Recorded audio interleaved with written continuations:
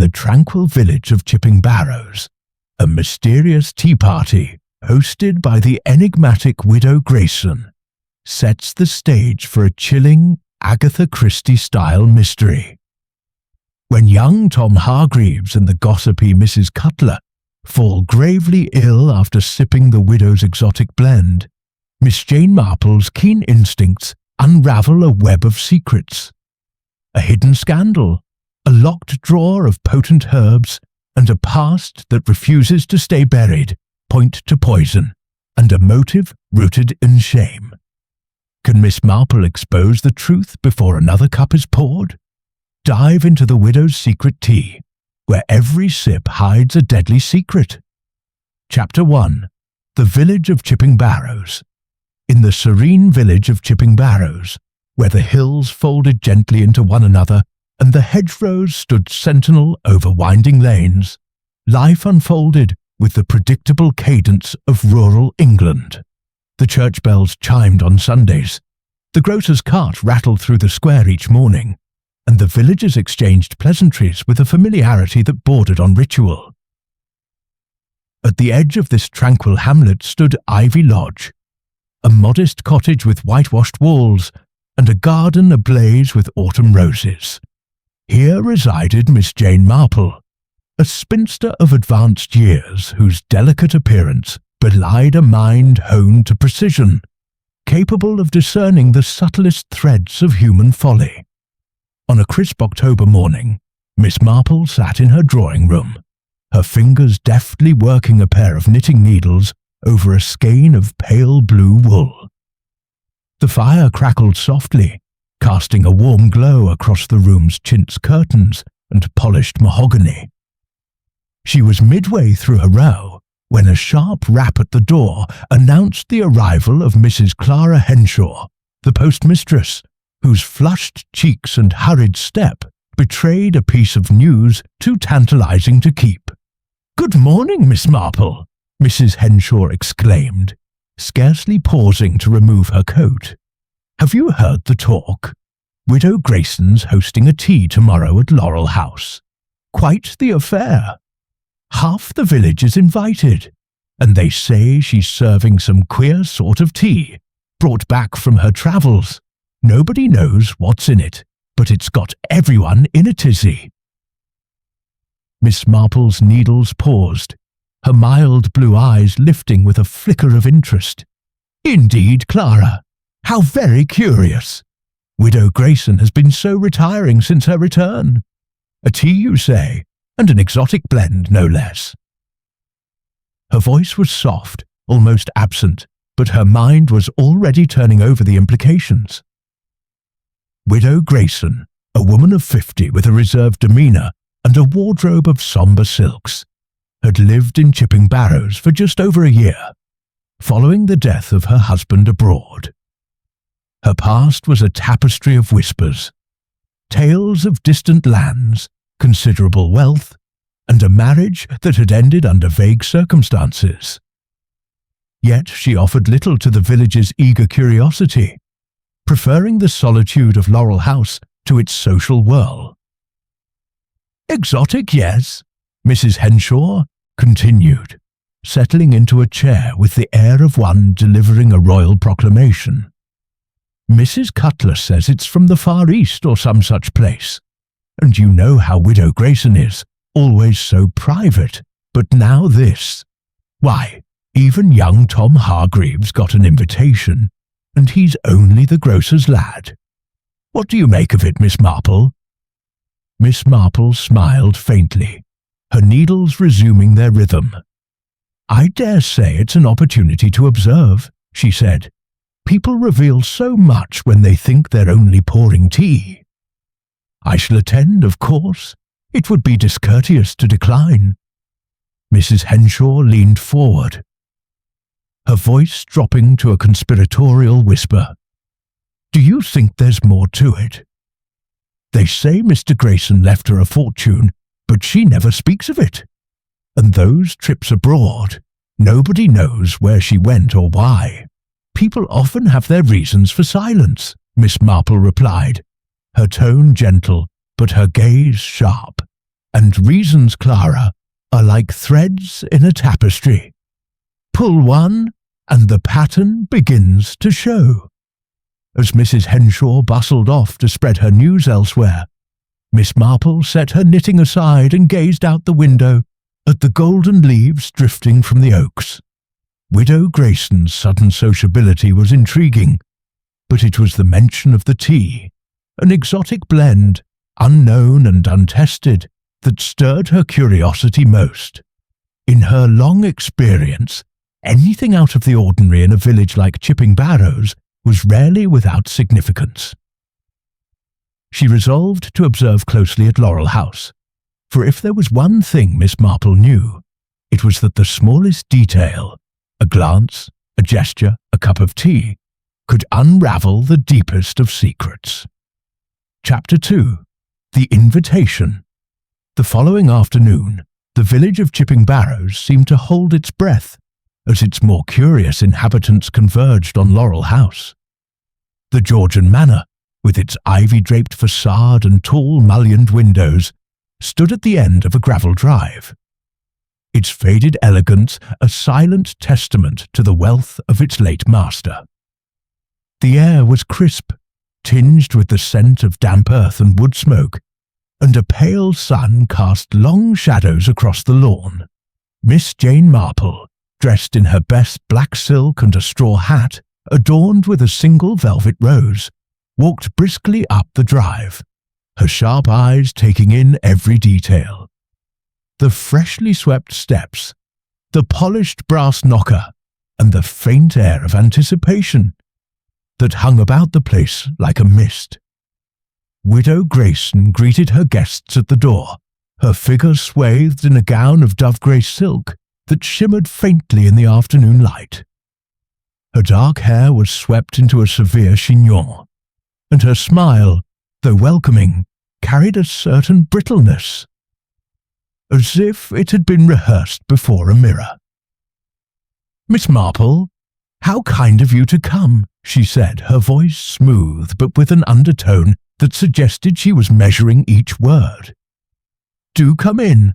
The tea is nearly ready."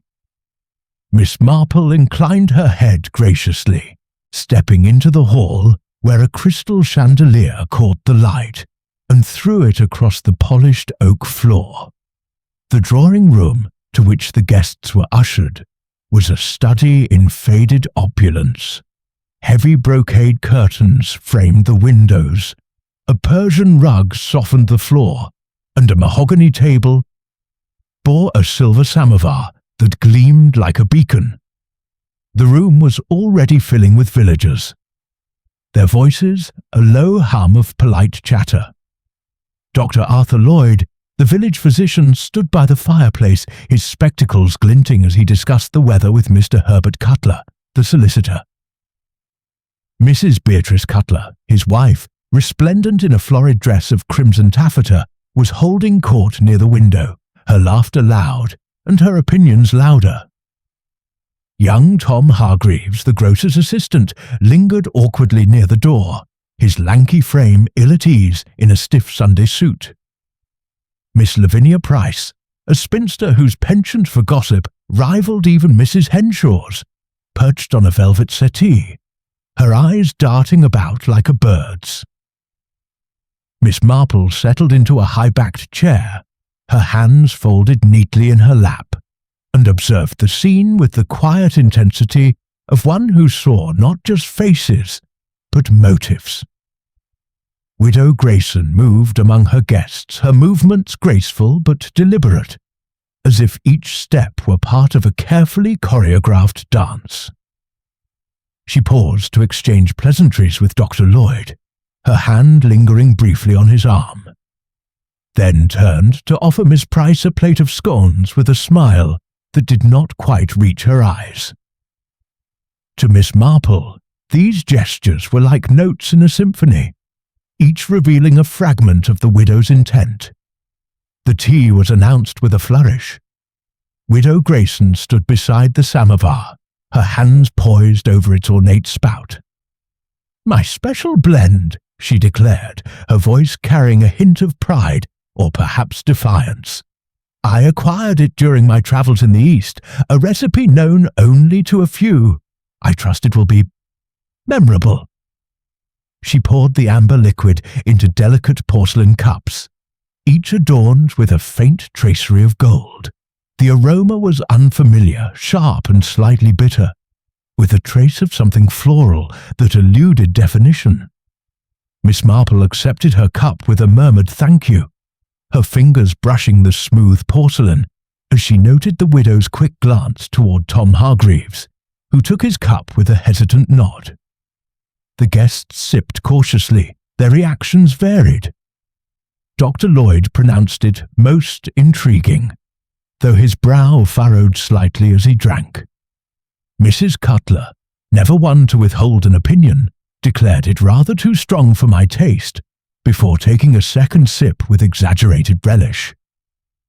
Miss Price sipped daintily, her eyes narrowing as if she were cataloguing the flavour for future gossip. Tom Hargreaves, however, took a single sip, grimaced, and set his cup down on a side table, his face flushed with discomfort. Miss Marple, ever observant, noted the widow's gaze linger on the abandoned cup, her lips tightening almost imperceptibly. Conversation flowed as the afternoon progressed, turning to the predictable topics of village life, the upcoming harvest festival, the state of the vicarage roof, and the recent indiscretions of a local farmer's son. Yet Miss Marple's attention remained fixed on Widow Grayson.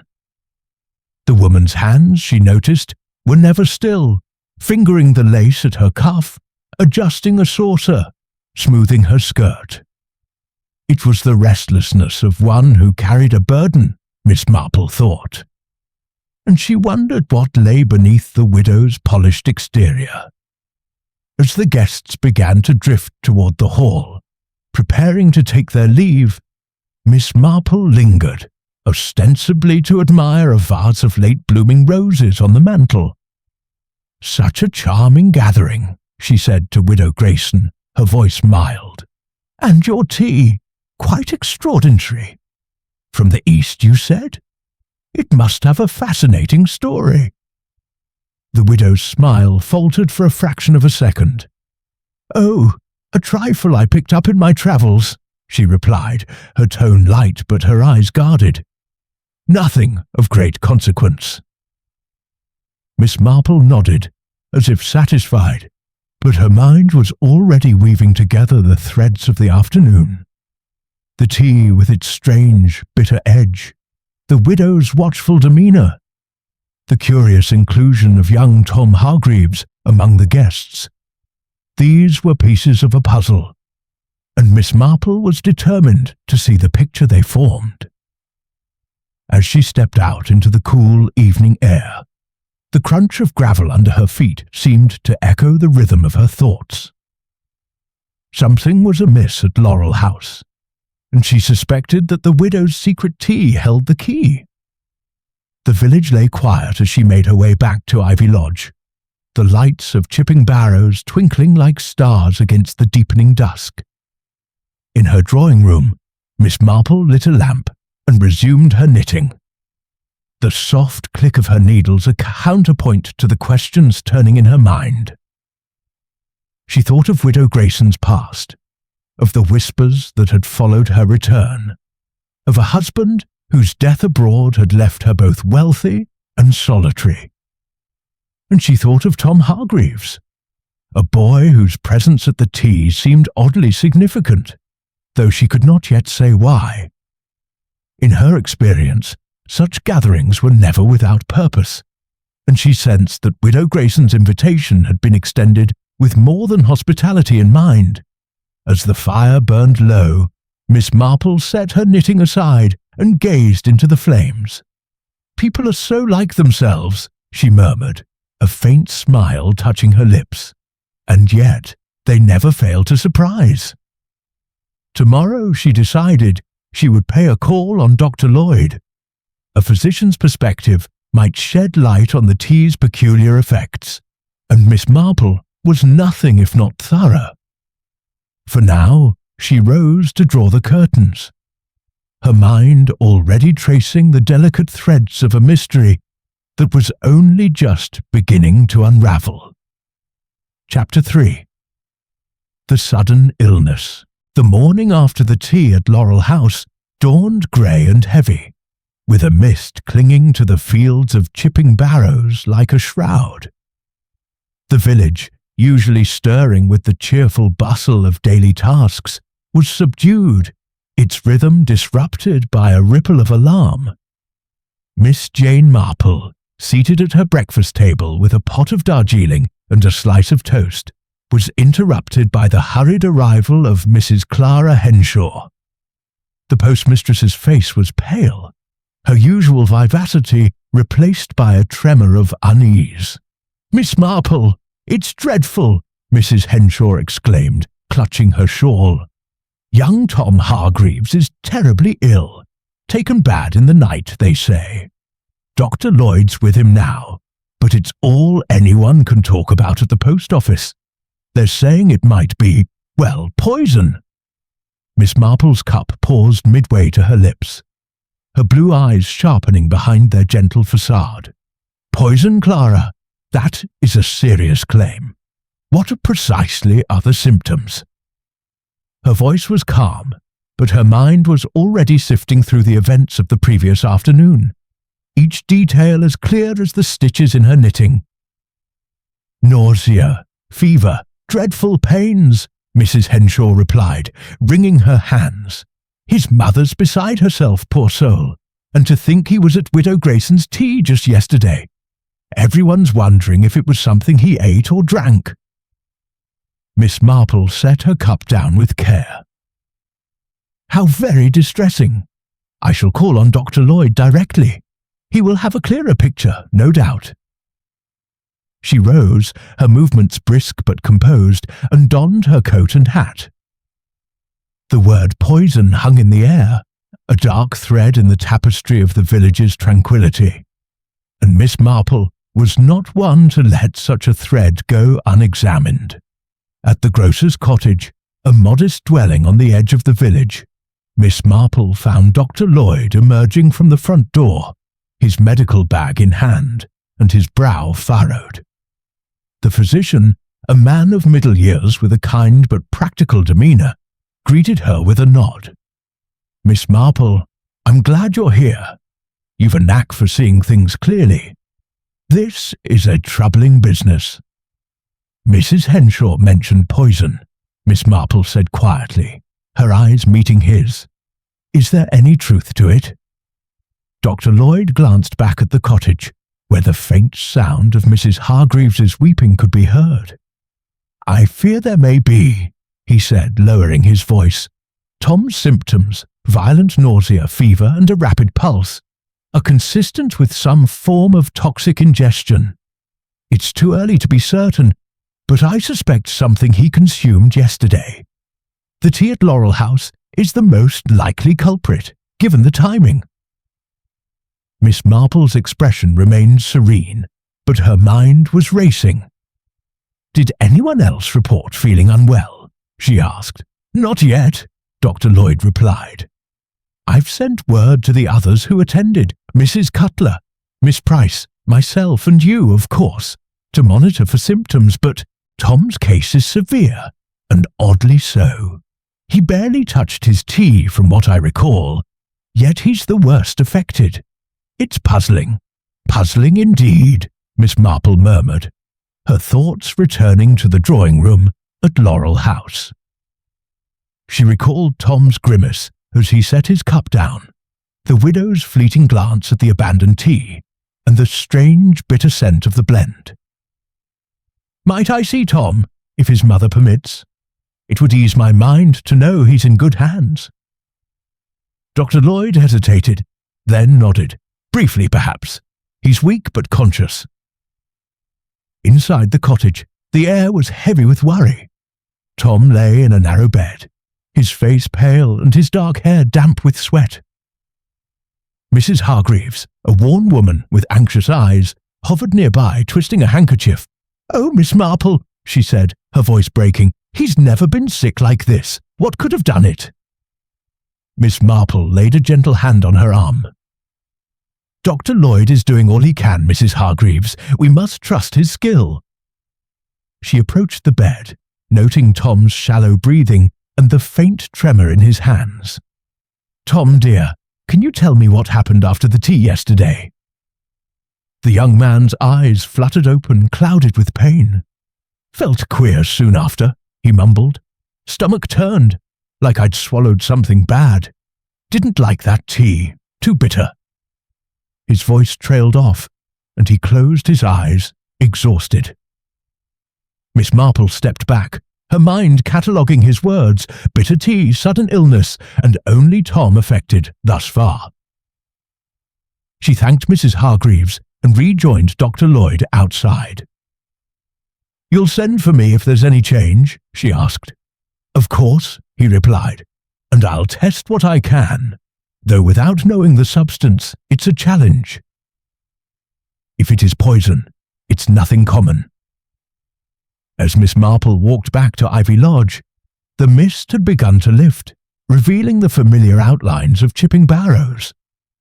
Yet the village seemed altered, its peace fractured by the shadow of suspicion. Poison was a word that carried weight, and Miss Marple knew it was not to be uttered lightly. Widow Grayson's tea, with its exotic origins and peculiar flavour, was the obvious link, but the why and how eluded her. Why Tom, a grocer's lad with no apparent enemies? And why only him, when others had drunk the same tea? At Ivy Lodge, Miss Marple settled into her armchair, her knitting untouched as she stared out at the garden. She thought of Widow Grayson's guarded smile, the restless movement of her hands, and the samovar's gleaming presence. "Poison is a deliberate act," she mused aloud, her voice soft in the quiet room, "and deliberation requires motive." She considered the guests at the tea, Dr. Lloyd with his professional curiosity, Mrs. Cutler with her penchant for gossip, Miss Price, ever watchful, and herself, an observer unnoticed by most. Had the tea been meant for Tom alone, or was he an unintended victim? Miss Marple resolved to visit Laurel House again, perhaps under the guise of returning a borrowed item, a scarf perhaps, or a book. She needed to see the widow's reaction, to gauge whether her hospitality concealed something darker. As she rose to prepare her afternoon tea, plain and unremarkable as she preferred, her thoughts turned to the village's past. Widow Grayson had returned after years abroad, her husband's death a distant event shrouded in rumour. There were stories, half forgotten, of wealth and scandal, and Miss Marple wondered if they held the key to Tom's illness. The fire crackled in the grate, and Miss Marple's eyes gleamed with quiet determination. "People do not change," she said to herself, "but their secrets grow heavier with time." Tomorrow she would begin to unravel the threads of this mystery, for in Chipping Barrows, as in all small places, the truth lay hidden in the ordinary, waiting for a keen eye to find it. Chapter 4. A glimpse behind the veil. The afternoon following Tom Hargreaves's alarming illness found Chipping Barrows steeped in a restless quiet, as if the village itself were holding its breath. Miss Jane Marple, undeterred by the morning's unsettling news, resolved to pay a call on Widow Grayson at Laurel House. She selected a soft grey shawl from her wardrobe, one she had lent to Mrs. Cutler at the tea and conveniently forgotten to reclaim, as a pretext for her visit. Clad in her usual black silk, with her straw hat pinned firmly in place, she set out along the lane, her step measured but purposeful. The sky was overcast, the air heavy with the promise of rain, and Miss Marple's thoughts were as clouded as the weather, turning over the puzzle of the widow's tea and the boy's sudden malaise. Laurel House loomed at the end of the gravel drive, its ivy-clad walls sombre under the grey light. Miss Marple knocked, and after a brief pause, Widow Grayson herself opened the door. The widow's appearance was as impeccable as ever, her dark eyes sharp beneath a neatly arranged chignon.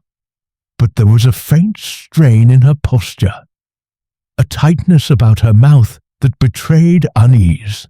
"Miss Marple," she said, her voice smooth, but with a trace of wariness. "What a pleasant surprise! Do come in." "I shan't keep you long," Miss Marple replied, her tone mild as she held up the shawl. "I believe Mrs. Cutler left this at your tea yesterday. I thought to return it, and to inquire after your health after such a busy gathering." Her blue eyes, deceptively gentle, watched the widow closely. Widow Grayson's fingers tightened briefly on the doorframe before she stepped aside. "How kind of you. I'm quite well, thank you. Please come into the drawing room." She led the way, her grey silk gown rustling softly, and Miss Marple followed, noting the unchanged elegance of the room. The brocade curtains, the Persian rug, the silver samovar still presiding over the mahogany table like a silent sentinel. As they sat, Miss Marple's gaze wandered with calculated innocence, settling on a glass-fronted cabinet in the corner. Behind its panes gleamed an array of vials and jars, their labels faded but suggestive of exotic contents. Dried leaves, powders, perhaps seeds. "What a fascinating collection," she remarked, her voice light. "You must have gathered these on your travels. Are they herbs, perhaps, for your remarkable tea?" The widow's smile was a touch too quick, her hands folding tightly in her lap. "Mementos, mostly," she said. "I've always had an interest in botany, though I'm no expert. Just trinkets from the East." Her tone was dismissive, but Miss Marple noted the way her eyes flickered toward the cabinet, as if ensuring its contents remained secure. "Botany is such a rewarding pursuit," Miss Marple said, her needles clicking softly in her mind, though her hands remained still. "Though some plants, I understand, can be quite potent, medicinal or otherwise." She let the words hang, her expression one of polite curiosity. Widow Grayson's composure held, but her fingers twitched, smoothing an invisible crease in her gown. "Indeed," she said, "but I assure you my tea is harmless. I was so sorry to hear of young Tom's illness. I do hope he's improving." "He is poorly, I'm afraid," Miss Marple replied, her voice tinged with concern. "Dr. Lloyd is doing all he can. It's most peculiar. He's being taken so suddenly after your tea. One wonders what could have caused it."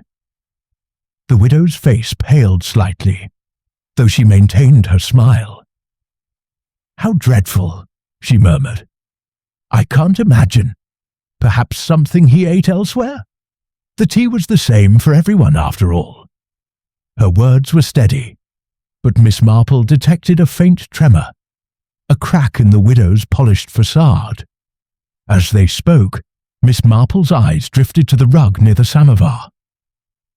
There, almost hidden by the table's shadow, was a faint stain, irregular, slightly darker than the surrounding weave. A spill, perhaps, from the tea? Or something more?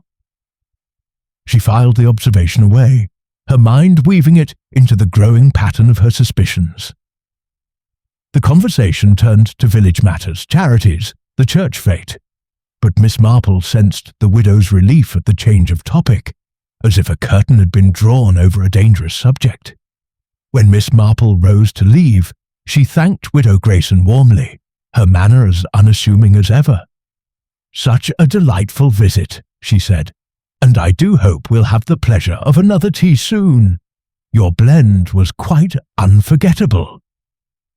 The widow's smile was strained, and as Miss Marple stepped out into the damp air, she felt the weight of unspoken questions pressing upon her. Back at Ivy Lodge, Miss Marple settled by the fire, her knitting untouched as she reflected on the visit. The widow's unease, the cabinet of vials, the stain on the rug, these were fragments of a larger truth, but their shape remained elusive. She thought of Tom's illness, so sudden and specific, and of the tea's bitter tang, which she herself had sipped without harm. Was the poison, if poison it was, in the samovar, or had it been administered more selectively? And why Tom, a lad of no apparent consequence? To clarify her thoughts, Miss Marple telephoned her old friend Sir Henry Clithering, a retired Scotland Yard commissioner who was staying at a nearby manor. His voice, warm and reassuring, crackled through the line. "Jane, you've sniffed out another mystery, haven't you?" he said after she recounted the events. "Poison's a nasty business. It's personal, deliberate, but why a grocer's boy? He's hardly a threat to anyone." "Unless he represents something or someone," Miss Marple replied softly. "There's a history here, Henry. I'm sure of it. Widow Grayson's past is not as buried as she might wish." Sir Henry chuckled. "You're like a bloodhound with a scent. Dig into her history, Jane. People don't poison without reason, and reasons have roots." As the evening deepened, Miss Marple sat by her window, gazing at the shadowed garden. The widow's guarded manor, her collection of exotic herbs, and the curious stain suggested a woman with secrets, and perhaps a plan. But what linked Tom Hargreaves to Laurel House? Miss Marple's mind turned to the village's older residents, those who might recall the Graysons' early days in Chipping Barrows. Tomorrow she would visit the vicarage, where the vicar's wife, with her long memory and unguarded tongue, might shed light on whispers from years past. For now, Miss Marple drew the curtains, her thoughts as precise as the stitches she had yet to knit. "Secrets," she murmured, "are like weeds. They flourish in silence, but they cannot hide forever." Chapter 5. Whispers of the Past. The morning light filtered through the lace curtains of Ivy Lodge, casting delicate patterns across the polished floor where Miss Jane Marple sat with her morning tea. The events at Laurel House and the troubling illness of Tom Hargreaves weighed heavily on her mind, each detail a thread in a tapestry yet to be fully woven. The word poison, whispered so urgently by Mrs. Henshaw, had set the village abuzz, but Miss Marple knew that speculation alone would not unravel the truth. To understand the present, she must look to the past.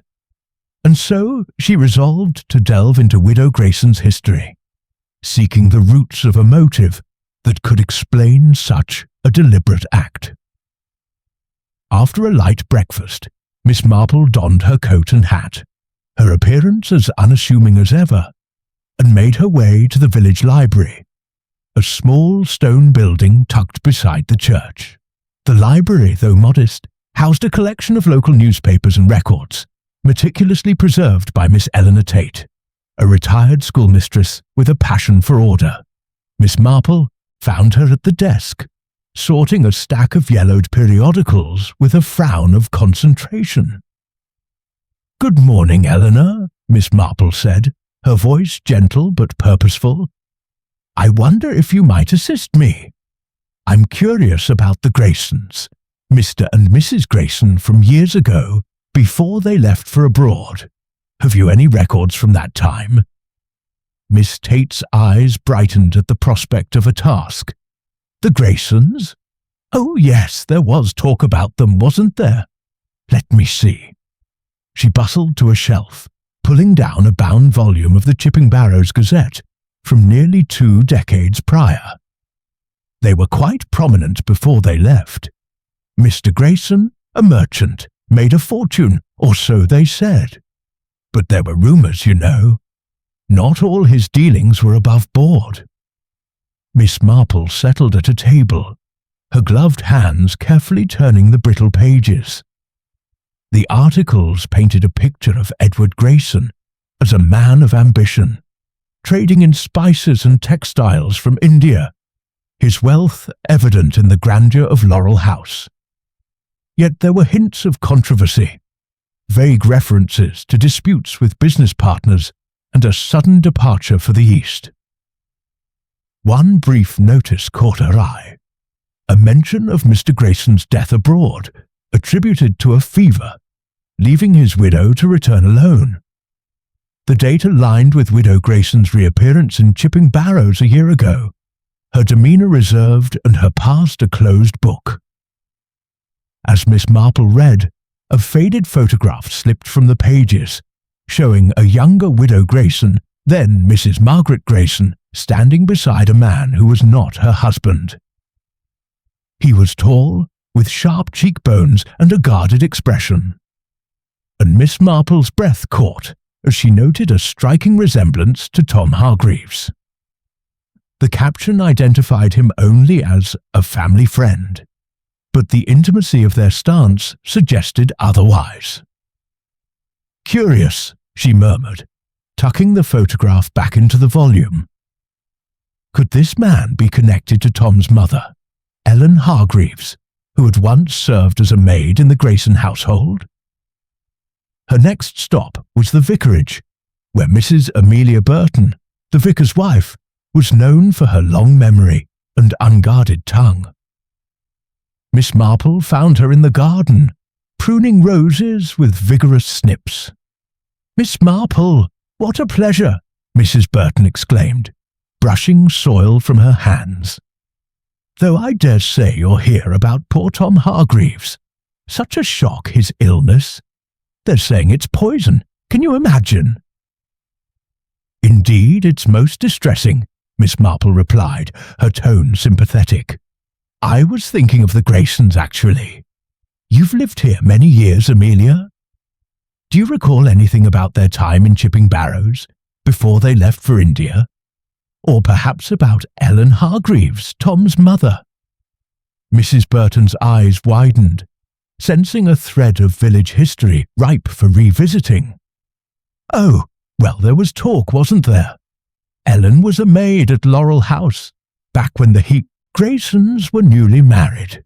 Quiet girl, but pretty. Then, all of a sudden, she left. Must have been 18 years ago, just before the Graysons went abroad. There were whispers that she was in trouble, if you know what I mean. Pregnant, they said, and the Graysons paid her to keep it quiet. Nobody ever knew who the father was, but Ellen raised Tom on her own, poor thing." Miss Marple's expression remained serene, but her mind was alight. "How very sad," she said. "And no one ever spoke of it after, not a word," Mrs. Burton replied, lowering her voice. "The Graysons left soon after, and Ellen kept to herself. But now that you mention it, Tom's got a look about him. Those cheekbones. They remind me of someone, though I can't place who." Miss Marple nodded, her thoughts circling the photograph. If Tom was the child of that long-ago scandal, and if Widow Grayson had reason to conceal it, his presence at the tea and his illness took on a new significance. "Thank you, Amelia," she said. "You've been most helpful. I mustn't keep you from your roses." As she walked back to Ivy Lodge, the pieces of the puzzle began to align, though the pattern was still incomplete. Tom Hargreaves, with his sharp features and sudden illness, Widow Grayson, with her guarded demeanour and exotic tea, and a scandal buried in the village's past, now stirring to life. Miss Marple recalled the widow's restless hands at the tea, the way her gaze had lingered on Tom's untouched cup. Had she sought to silence a secret that threatened to resurface? At home, Miss Marple sat by the fire, her knitting untouched as she considered her next move. The library's records and Mrs. Burton's recollections pointed to a connection between Tom and the Graysons, but motive remained elusive. Poison, if it was poison, suggested intent, and intent required a reason. Perhaps fear of exposure, or something deeper, tied to the wealth and whispers of the Graysons' time abroad. She thought of the cabinet of vials in the widow's drawing room, their contents unknown but potent with possibility. As the clock struck 4, Miss Marple rose to prepare her tea, choosing a plain blend with a touch of irony. People carry their pasts like shadows, she mused aloud, and shadows, when the light falls just so, reveal what was meant to stay hidden. Tomorrow she would observe the village more closely, noting who spoke of Tom's illness and how. For now, she sipped her tea, her mind as clear and sharp as the autumn air, ready to trace the next thread in the mystery of Widow Grayson's secret tea. Chapter 6. The Second Victim. The tranquility of Chipping Barrows, already shaken by Tom Hargreaves's sudden illness, was further disturbed the following day, when news spread of a second victim. Miss Jane Marple, seated in her drawing room at Ivy Lodge, was alerted by the urgent knock of Mrs. Clara Henshaw, whose face bore the unmistakable flush of fresh acid gossip. "Miss Marple, it's happened again," she exclaimed, scarcely pausing to catch her breath. "Mrs. Cutler's taken ill, same as Tom, they say, with nausea and fever. Dr. Lloyd's at her house now. The village is in an uproar." Miss Marple's knitting needles stilled, her mild blue eyes sharpening with interest. "Mrs. Cutler, you say? How very alarming. Is she as poorly as young Tom?" Her voice remained calm, but her mind was already threading together the implications of this new development, each piece of news a stitch in the pattern of the mystery. "Not quite so bad from what I hear," Mrs. Henshaw replied, settling into a chair with a rustle of skirts. "But it's the same sort of thing. Sick to her stomach, feverish, all since yesterday. People are saying it's that tea at Widow Grayson's. 2 people ill after one afternoon. It can't be a coincidence, can it?" "Coincidences are rare in such matters," Miss Marple said thoughtfully, setting her knitting aside. "I shall call on Dr. Lloyd to inquire further. Thank you, Clara, for keeping me informed." As the postmistress departed, Miss Marple donned her coat and hat, her thoughts racing. 2 victims, both present at the tea, suggested a deliberate act, but the differences in their conditions puzzled her.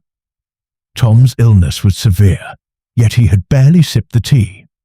Mrs. Cutler, known for her hearty appetite, had likely consumed more. What linked them, and why were others unaffected? At the Cutlers' substantial house on the village green, Miss Marple found Dr. Lloyd emerging from the front door, his expression grave but composed. "Miss Marple," he greeted her, adjusting his spectacles. "I suppose you've heard about Mrs. Cutler. It's a troubling echo of Tom's case, though less severe. She's resting now, but I've no doubt it's the same cause. Poison, likely from that tea." Miss Marple nodded, her eyes scanning the doctor's weary face. "Can you tell me more about her symptoms, Dr. Lloyd, and how they compare to Tom's?" He sighed, rubbing his temple. "Nausea, fever, abdominal pain, much like Tom, but milder. She drank more of the tea, I recall, complaining loudly about its bitterness. Yet Tom, who barely touched his, is far worse. It's as if the poison was unevenly distributed or targeted. I've taken samples from both patients for analysis, but without knowing the substance, it's like searching for a needle in a haystack." "Targeted," Miss Marple repeated softly, her mind latching onto the word. "That is an interesting thought. Have you spoken to Widow Grayson since Tom's illness?" "Not yet," Dr. Lloyd admitted, "but I intend to. That tea is the common thread, and I mean to ask her about its ingredients." He hesitated, then added, "You were there, Miss Marple. Did you notice anything odd about the tea? or the widow's behaviour? Miss Marple's lips curved in a faint, thoughtful smile. Noticed many things, Dr. Lloyd, as one does at such gatherings. Widow Grayson was most attentive to her guests, perhaps overly so. And the tea, it had a peculiar tang, did it not? I sipped sparingly, as did you and Miss Price, I believe. Yet Tom and Mrs. Cutler reacted quite differently. Dr. Lloyd frowned. You're right. Miss Price and I seem unaffected, as do you. It's almost as if the poison was in specific cups, not the samovar itself. But how could that be managed without notice? A question worth pondering, Miss Marple said, her tone mild but her eyes keen. I shall leave you to your work, Doctor, but do keep me informed of Mrs. Cutler's progress. Returning to Laurel House under the pretence of inquiring about a recipe for the scones served at the tea, Miss Marple was received by Widow Grayson with a courtesy that seemed more strained than before. The widow's dark eyes darted briefly to the samovar, still gleaming on the mahogany table, before settling on her visitor. Miss Marple, how kind of you to call again, she said, her voice smooth but tinged with tension. I'm afraid I'm rather busy today. I shan't detain you, Miss Marple replied, her manner disarming. I only wish to compliment your scones and ask for the recipe. And of course, to express my concern for Mrs. Cutler. I hear she's unwell, much like young Tom. The widow's hands clenched briefly, then relaxed. How unfortunate, she said. I do hope it's nothing serious. The tea was a simple blend, nothing harmful, I assure you. Her words were measured, but Miss Marple noted a faint flush creeping up her neck. As they spoke, Miss Marple's gaze drifted to a small desk in the corner of the drawing room, where a drawer was secured with a brass lock. A subtle, herbal scent, not unlike the teas, seemed to emanate from it, though the widow quickly steered the conversation to safer topics. The scones are an old family recipe, she said, forcing a smile. I'll have my cook write it out for you. Miss Marple thanked her and took her leave, her mind abuzz with new observations. The locked drawer, the widow's unease, the selective nature of the illnesses, all pointed to a careful plan, one that required precision and secrecy. Back at Ivy Lodge, she sat by the fire, her knitting untouched as she pieced together the clues. Tom and Mrs. Cutler, but not Dr. Lloyd, Miss Price, or herself. The poison, if administered through the cups, suggested a targeted act, but why these two? Mrs. Cutler, with her penchant for gossip, might have stumbled upon a dangerous truth. And Tom? Could his illness relate to the whispers of a scandal, the possibility that he was tied to the Graysons' past? Miss Marple's thoughts turned to the photograph from the library, the man with Tom's cheekbones, and the rumours of Ellen Hargreaves's abrupt departure.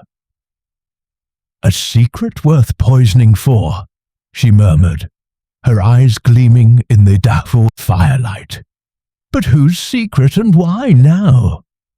She resolved to speak with Miss Price, whose sharp eyes might have caught something overlooked at the tea.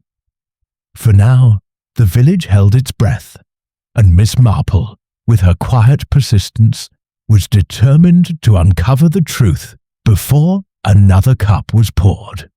Chapter 7. The Confrontation. The soft light of late afternoon filtered through the windows of Ivy Lodge, casting a warm glow over the chintz-covered furniture and the neat pile of knitting in Miss Jane Marple's lap. Yet her needles lay idle, her thoughts consumed by the mounting evidence of a dark design at the heart of Chipping Barrows.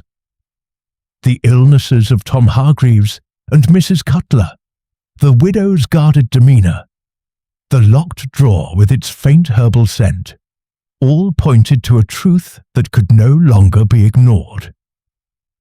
Miss Marple, with her unerring instinct for human nature, sensed that the time had come to draw the threads of this mystery together.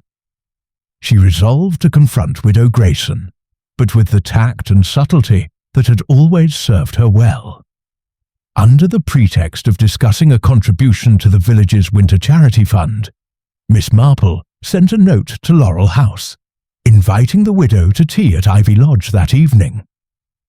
The invitation was worded with such disarming courtesy that refusal would seem churlish, and at precisely 6 o'clock, Widow Grayson arrived, her grey silk gown immaculate, but her expression wary.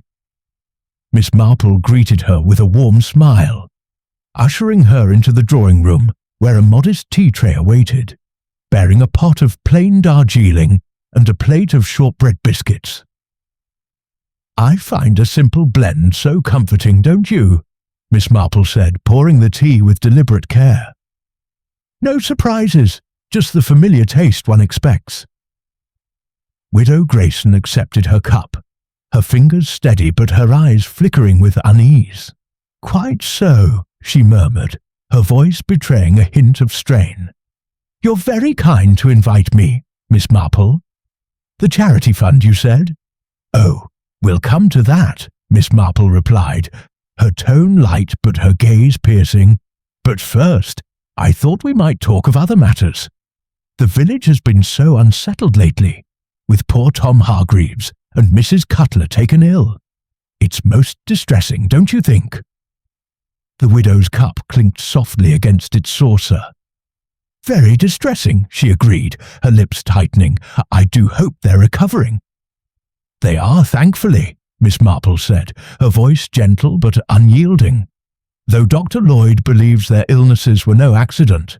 Poison, he suspects, administered through your tea, or, more precisely, through certain cups." She paused, letting the words settle, her eyes never leaving the widow's face. Widow Grayson's composure faltered, her hand trembling slightly. "Poison? That's absurd," she said, her voice rising. "My tea was perfectly harmless. Everyone drank it, and you yourself are quite, well, indeed," Miss Marple said, leaning forward slightly. "But not everyone was affected, were they? Dr. Lloyd, Miss Price, and I suffered no ill effects, while Tom and Mrs. Cutler did. It's curious, don't you think, that the poison, if poison it was, found its way only to those two? I've been thinking about what might connect them, and I believe it's a matter of secrets. Secrets from long ago, perhaps, that you'd prefer to keep buried." The widow's face paled, her fingers gripping the arm of her chair. "I don't know what you mean," she said, but her voice lacked conviction. Miss Marple's tone remained soft, almost maternal, but her words were precise. "I believe you do, Margaret. I believe Tom Hargreaves is your son, born to Ellen Hargreaves, your maid, some 18 years ago. A scandal hushed up, a child raised in secrecy to protect your husband's name and your own. But Tom's resemblance to a certain man from your past, a man not your husband, has become a risk, hasn't it? As has Mrs. Cutler's love of gossip, which might have stirred old rumours to life." Widow Grayson's eyes widened, a flicker of panic breaking through her reserve. "You can't prove any of this," she whispered, her voice barely audible. "It's nonsense." "Perhaps," Miss Marple said, her expression unchanging. "But the evidence suggests otherwise. The poison was not in the samovar, but in the cups you served to Tom and Mrs. Cutler. A rare Eastern herb, I suspect, from that locked drawer in your drawing room. You meant to sicken them, to silence any threat to your carefully guarded past." Tom's sensitivity to the herb, perhaps inherited, made his reaction far worse than you intended.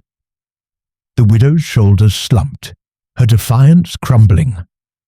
"I didn't mean to harm them," she said, her voice breaking. "I only wanted to keep them quiet.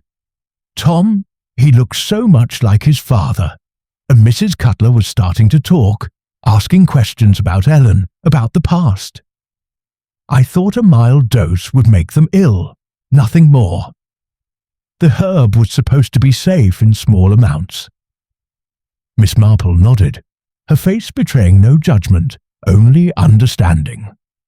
Secrets are heavy burdens, she said, but they cannot be buried with poison. Tom deserves to know the truth, as does the village, though I suspect you'd prefer discretion. Widow Grayson's eyes filled with tears, but she nodded. I never meant for it to go this far. I'll do whatever you think is right. Miss Marple sipped her tea, her mind already turning to the next steps. We shall speak to Dr. Lloyd and Sir Henry Clithering, my friend from Scotland Yard. They'll advise on how to proceed quietly, to spare Tom further pain. But you must leave Chipping Barrows, Margaret. The village has a long memory, and your presence would only stir more questions.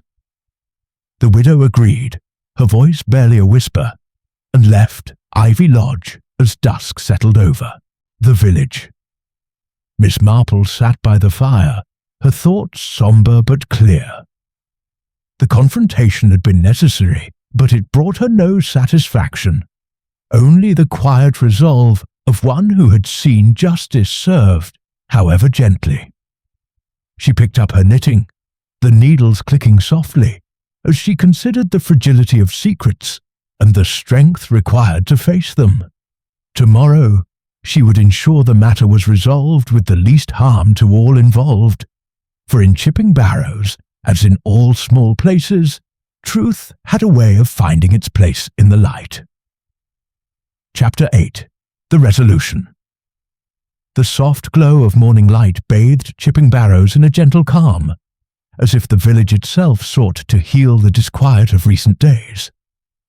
At Ivy Lodge, Miss Jane Marple sat in her garden, a pale blue shawl draped over her shoulders, her knitting needles moving with their familiar rhythm. The roses, touched by the first frost, stood resolute, and the air carried the clean scent of autumn. The events surrounding Widow Grayson's tea had reached their conclusion, yet Miss Marple's thoughts lingered on the delicate balance of truth and compassion that had brought the matter to a close. Following the confrontation at Ivy Lodge, Miss Marple had acted swiftly to ensure a discreet resolution. She telephoned Sir Henry Clithering, whose experience with Scotland Yard lent authority to the delicate situation. Over a quiet meeting at the vicarage, with Dr. Lloyd in attendance, the details of Widow Grayson's confession were discussed. The widow, her composure broken but her dignity intact, had agreed to leave Chipping Barrows for good. I cannot stay where my past casts such a shadow, she had said, her voice steady despite the weight of her words. Sir Henry, with his characteristic tact, arranged for her departure to be handled quietly, sparing the village further scandal. Dr. Lloyd, meanwhile, confirmed that Tom Hargreaves was recovering, though slowly, his youth and strength aiding his resilience. Mrs. Cutler, less severely affected, was already regaining her vigour, blissfully unaware of the true cause of her illness, and eager to resume her role as the village's chief purveyor of gossip. Miss Marple, mindful of Tom's innocence in the matter, advocated for his protection. The boy need not know the truth of his parentage, she said to Sir Henry. It would only cause him pain, and Ellen Hargreaves has borne enough for them both. It was agreed that the matter would remain confidential, known only to the three of them and Widow Grayson herself. The widow's departure was arranged with minimal fuss. A discreet notice in the Chipping Barrows Gazette announced that Mrs. Margaret Grayson had been called away to attend to family matters abroad, and by the week's end, Laurel House stood empty, its windows dark and its samovar packed away. The village, ever quick to move on to new topics, turned its attention to the upcoming harvest festival, and the whispers of poison faded into the background, like ripples smoothing over a pond. Miss Marple, however, found herself reflecting on the deeper currents of human nature that had surfaced. She welcomed a visit from her nephew Raymond West, a writer with a penchant for grand theories, who arrived at Ivy Lodge with a bouquet of chrysanthemums and a curious gleam in his eye. "Aunt Jane," he said, settling into an armchair, "I hear you've been at the heart of another village drama. Poisoned tea, secret heirs, what a tale! You must tell me everything." Miss Marple smiled, her needles clicking softly. "Oh, Raymond, it's not the tale you imagine. No grand villains or melodramatic plots, just people, carrying their burdens and making mistakes. Widow Grayson acted out of fear, not malice, and her secret was one of shame, not crime. It's a small story, really, but no less human for it." Raymond leaned forward, intrigued. "But poison Aunt Jane, that's hardly small. How did you know it was her?" "I didn't at first," she admitted, her eyes twinkling. "But people are so very like themselves, you see.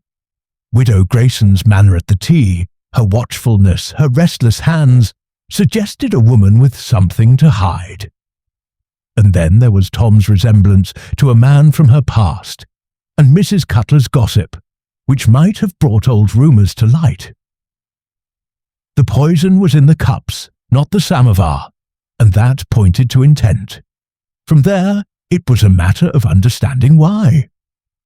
Raymond shook his head, half admiring, half exasperated. "You make it sound so simple, but it's uncanny. You see things nobody else does." "Not at all," Miss Marple said, setting her knitting aside. "I only see what's there, Raymond.